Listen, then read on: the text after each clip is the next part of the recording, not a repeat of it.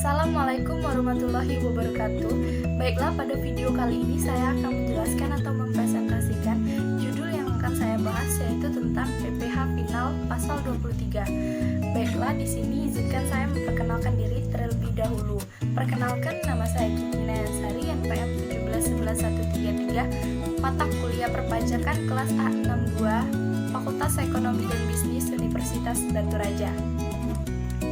Baiklah, sebelum kita masuk ke materi selanjutnya yang mengenai tentang PPh Final pajak pasal 23, saya akan menjelaskan terlebih dahulu apa itu PPh Final. PPh Final atau dengan kata lainnya pajak penghasilan final itu adalah pajak yang dikenakan dengan tarif dan dasar pengenaan pajak tertentu atas penghasilan yang diterima atau diperoleh selama tahun berjalan. PPh yang sudah dipotong atau sudah dibayar tersebut juga bukan merupakan kredit pajak di SPT tahunan. Baiklah, itu adalah penjelasan tentang PPh Final atau pajak penghasilan final. Selanjutnya materi yang saya jelaskan itu adalah mengenali apa itu pajak penghasilan PPh pasal 23. Pada kesempatan kali ini, saya ingin menjelaskan mengenai pajak penghasilan pasal 23. Pajak pasal 23, mekanismenya dan cara pemotongannya sama dengan pasal 21. Perbedaannya hanya pada objek pemotongan. Bila pasal 21 atas jasa atau kegiatan yang dilakukan oleh individu atau perseorangan. Untuk pasal 23, objek pajaknya berhubungan dengan penggunaan kapital atau modal.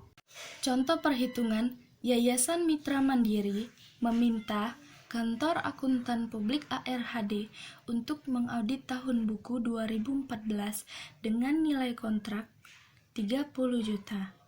Bulan Maret tahun 2015 pembayaran atas kontrak ini dilunasi seluruhnya. Perhitungannya adalah sebagai berikut. Pasal 23 yang harus dipotong oleh Yayasan Mitra Mandiri adalah 2% dikali 30 juta sama dengan Rp600.000.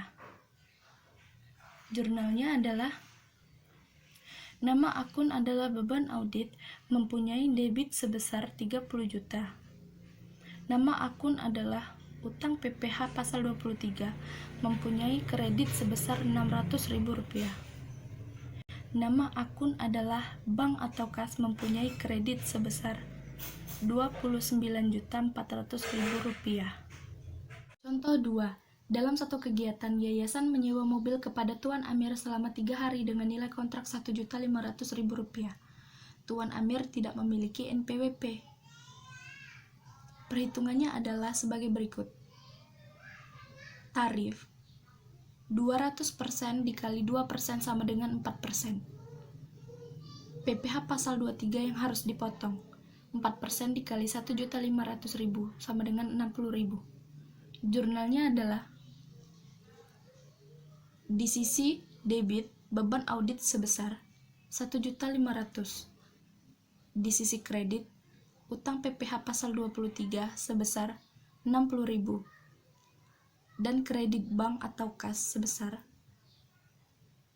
Rp1.440.000. Di video sebelumnya saya sudah menjelaskan tentang PPh Final dan PPh Final pasal 23. Sekarang saya akan menjelaskan tentang tarif PPh Final 0,5% yang bersifat opsional. Pemerintah telah memutuskan untuk meringankan PPh Final menjadi 0,5% dari PPh semula yang 1%. Sifat opsional ini memberikan keuntungan bagi wajib pajak. Karena yang pertama, wajib pajak atau WP yang belum melakukan pembukuan dengan tertib, penerapan PPh Final 0,5% memberikan kemudahan bagi mereka untuk melaksanakan kewajiban perpajakan. Yang kedua, wajib pajak atau WP, badan yang telah melakukan pembukuan dengan baik dan benar, dapat memilih untuk dikenakan pajak penghasilan berdasarkan tarif normal yang diatur pasal 17 Undang-Undang Nomor 36 tentang pajak penghasilan. Konsekuensinya, perhitungan tarif PPh akan mengacu pada lapisan penghasilan kena pajak. Ini adalah tentang pemotongan PPh pasal 23 terdiri atas yang pertama itu adalah badan pemerintah, yang kedua itu adalah subjek pajak badan dalam negeri, yang ketiga itu adalah penyelenggaraan dalam negeri, yang keempat itu adalah bentuk usaha tetap, dan yang kelima itu adalah perwakilan perusahaan di luar negeri lainnya. Selanjutnya tentang saat terutang penyetoran dan pelaporan PPh pasal 23. Yang pertama adalah PPh pasal 23 terutang pada akhir bulan. Dilakukan pembayaran atau pada akhir bulan terutangnya penghasilan bersangkutan. Yang kedua, PPh pasal 23 harus disetorkan oleh pemotong pajak selambat-lambatnya tanggal 10 bulan takvim.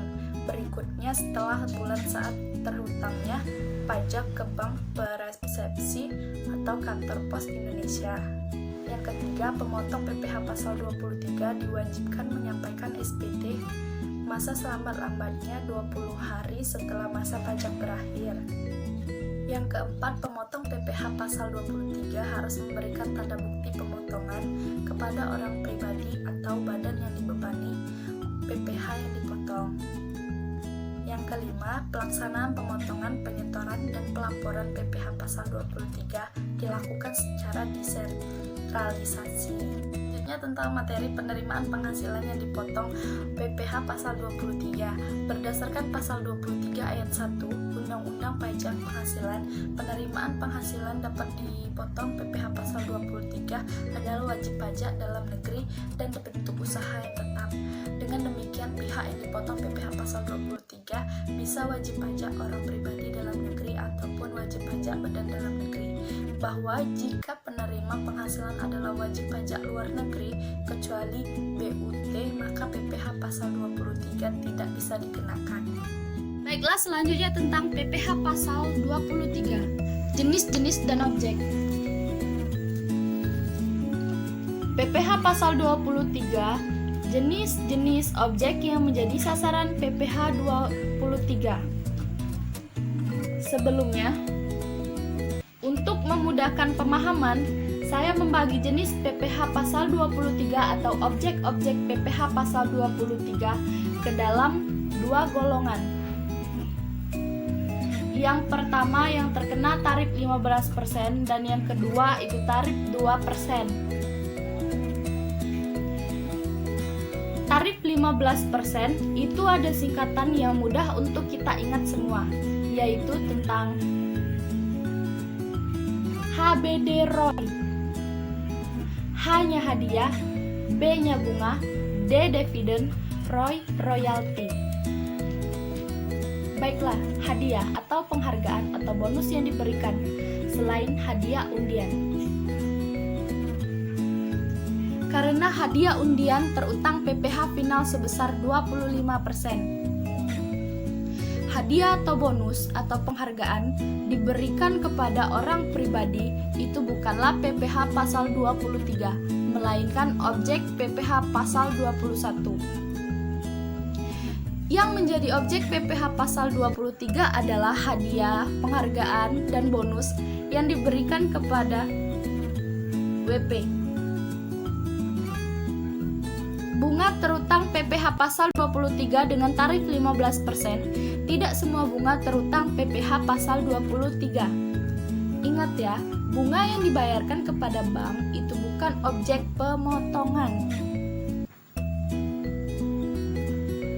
Bunga yang dibayarkan bank kepada penabungnya, kepada deposanya bukan merupakan PPh pasal 23 karena merupakan objek PPh 4 ayat 2 bersifat final besarnya 20%. Bunga PPh pasal 23 yaitu bunga yang dibayarkan kepada WP selain bank dan juga yang selain dibayarkan oleh bank.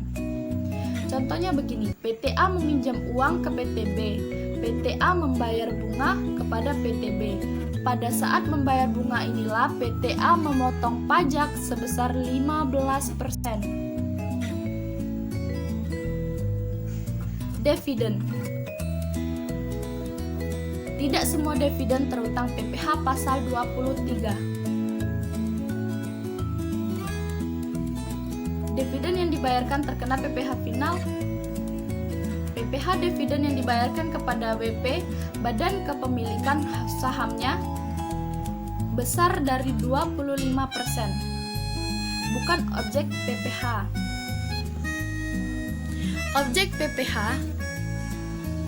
pembayaran dividen kepada WP badan dalam negeri yang kepemilikan sahamnya kurang 25%.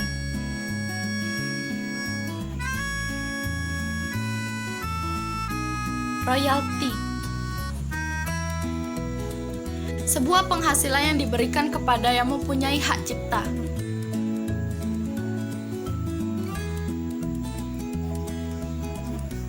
Misalnya Anda seorang penulis buku mendapatkan royalti dari penerbit ketika membayar royalti penerbit pemotong PPh pasal 23 sebesar 15%. Menggunakan merek orang lain bayar royalti. Sepertinya merek makanan berikut. Diproduksi kemudian dijual oleh pihak lain kemudian bayar royalti. Atas pembayaran royalti inilah maka dipotong PPh pasal 23 sebesar 15%. Tarif 2% dibagi menjadi dua, yaitu sewa, imbalan hubungan jasa teknik, jasa manajemen, dan jasa-jasa lainnya. Sewa, tidak semua sewa dikenakan PPh pasal 23. Contohnya, sewa tanah dan sewa bangunan terutang PPh final sebesar 10%. Sewa yang dibayarkan selain untuk sewa tanah dan sewa bangunan yang terutang PPh pasal 23 sebesar 2%.